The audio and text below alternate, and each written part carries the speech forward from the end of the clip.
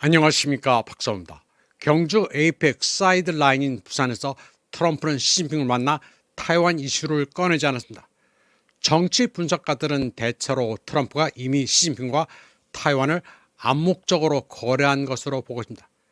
지금 타이완 타이베이에서는 웬젠 까오펑후이, 영어로 비전 서밋이 열리고 있습니다.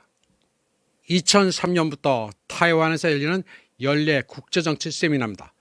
여기서는 패널 참석자들이 담담하게 타이완의 운명을 이야기했습니다. 정작 그럴 줄은 알았지만 다들 말로 표현하다 보니 내용은 충격적으로 보입니다. 세미나 주제는 트럼프 시대 불확실한 세계였습니다. 우선 기조연설자로 화상으로 등장한 뉴욕타임스 칼럼니스트이자 퓰리처상 수상된 토머스 프리드먼은 미국 대통령이 타이완을 지켜주던 그런 날은 한 번 가서 다시 오지 않는다고 말했습니다. 프리드먼은 트럼프 복귀 이후 새로운 미국 질서와 세계 정세를 심도 있게 분석했습니다. 그는 트럼프 2기 행정부가 거의 전적으로 지지자들로 구성돼 전통적인 견제와 균형이 무너지고 권력 행사가 더욱 자의적으로 변했다고 시작했습니다. 특히 대중국 정책에서 트럼프 대통령이 관세를 무기로 사용한 것은 장기적인 전략적 사고가 부족했다고 말했습니다. 일부 정책 방향은 합리적이었지만 실행 과정에서는 혼란스러웠고 동맹국의 지지가 부족했다고 말했습니다. 프리드먼은 미중 관계가 세계 안정의 핵심 요소로 남아있으며 양국 간 불균형이 심화될 경우 세계는 지난 수십 년간 유지해온 평화와 번영을 유지하기 어려워질 것이라고 말했습니다. 그는 미국이 대중국 무역 정책에서 비밀 유지, 안정, 공조, 그리고 내부화의 4단계 전략을 채택해야 한다고 주장했습니다.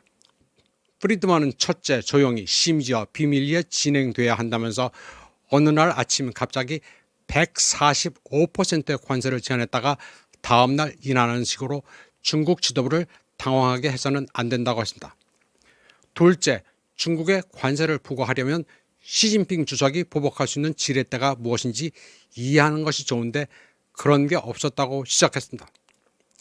트럼프가 관세 전쟁을 시작했을 때 그는 히토류나 자석 그리고 중국이 해당 산업에서 완전히 독점하고 있다는 사실을 이해하지 못했다고 했습니다.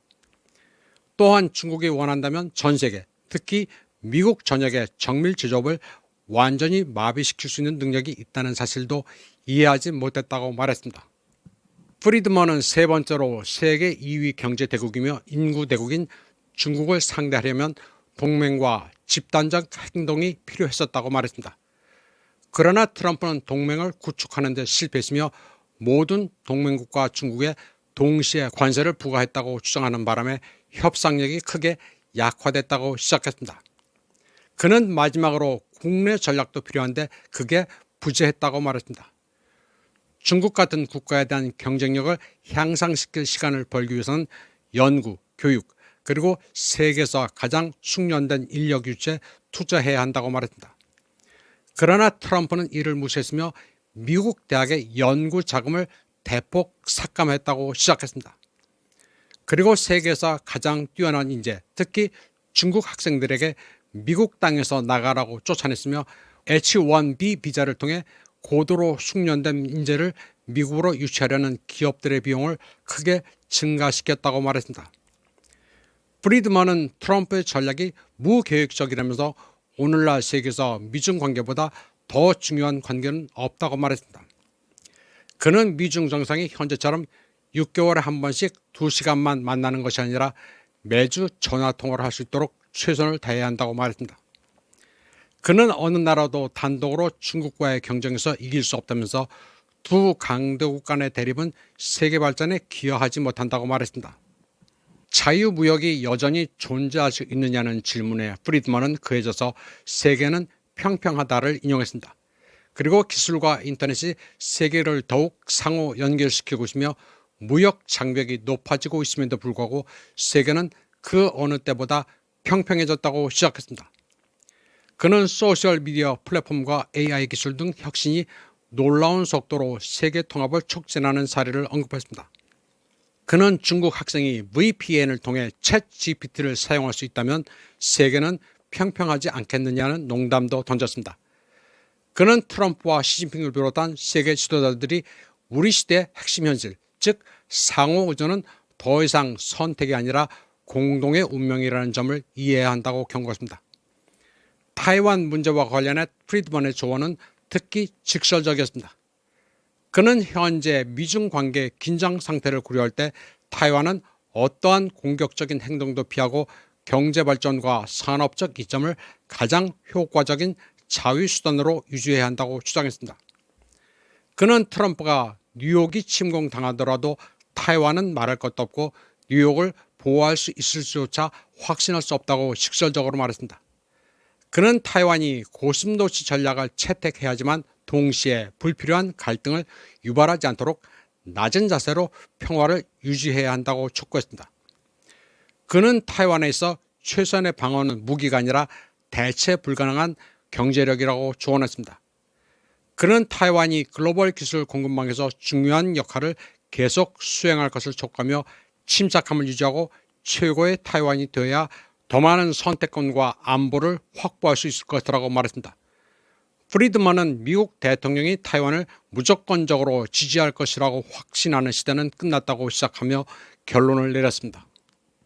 또 다른 패널인 수치 전 국가안전보장회의 사무총장은 타이완 3대 정당이 민주적 절차를 통해 스스로를 구하고 중국 본토와 공존하고 번영할 방법을 찾아야 한다고 강조했습니다. 그는 타이완이 중국 본토에는 중요하지만 미국에는 그렇지 않기 때문에 미중 두 나라가 거래를 할 가능성이 매우 높다고 주장했습니다. 특히 미국은 타이완을 제대로 이해하지 못하기 때문에 타이완을 팔 경우 싼 값에 팔아넘길 것이라고 경고했습니다. 수치는 트럼프 미국 대통령이 부동산 개발업자이며 타이완은 그에게 중요하지 않다고 시작했습니다. 그리고 부동산의 관점에서 볼 때 이는 너무 좋은 거래라고 말했습니다. 그는 부산의 미중 정상회담에서 타이완 문제가 논의되지 않은 것은 장소가 적당치 않았기 때문이라고 말했습니다. 그는 만약 논의가 이루어진다면 트럼프가 베이징을 방문할 내년에 이루어질 수 있다고 말했습니다. 그리고 거래 성사 가능성이 높다면서 미국은 그 전에 TSMC의 자원을 모두 흡수할 준비를 할 것이라고 분석했습니다. 타이완 국립정치대학에서 양안관계 협상과 협의 검토를 통한 해결책 모색이라는 주제를 열린 심포지엄에는 추진이, 샤리옌, 리칭핑, 짱량렌, 린융러, 수치 등 전현직 타이완 고위 관리들이 두루 참석했습니다. 수치는 이 자리에서 타이완의 모든 정당이 합심해 전쟁을 피하고 중국과의 공존과 번영의 길을 찾는다면 그 결과는 미국과의 협상보다 분명 더 나을 것이라고 거듭 강조했습니다. 특히 그는 미국 고문들이 타이완을 제대로 이해하지 못하며 팔려면 싼 값에 팔 것이라고 시작했습니다. 그러면서 미중이 모르는 사이 타이완의 운명을 정하지 않도록 적극적으로 움직여야 한다고 말했습니다. 다음 소식입니다. 이번에는 시진핑의 측근인 중앙군사위 부주석 짱 여우샤가 2023년 10월 30일 샹산 포럼에서 등장한 영상을 전해드립니다.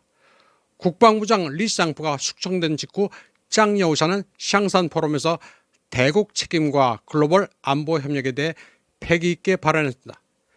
그는 타이완이 중국 핵심 이익 중의 핵심 이익이라면서 하나의 중국 원칙은 국제사회의 보편적 상식이라고 말했습니다. 짱 여우샤는 누가 어떤 형식으로든 중국에서 타이완을 분열시키는 시도에 중국 군대는 절대로 응하지 않을 것이라고 말했습니다. 짱 여우샤는 시진핑을 받드는 핵심 군사 측근입니다. 그가 반란을 일으켜 시진핑의 권력을 공허하게 했다는 소리는 죄다 헛소리입니다. 그러면 이번 방송은 여기까지 하겠습니다. 마지막으로 원음을 들어보시겠습니다. 아주 희귀한 영상입니다. 台湾是中国核心利益中的核心，一个中国原则是国际社会的普遍共识。无论谁想把台湾以任何形式从中国分裂出去，中国军队都绝不答应，绝不手软。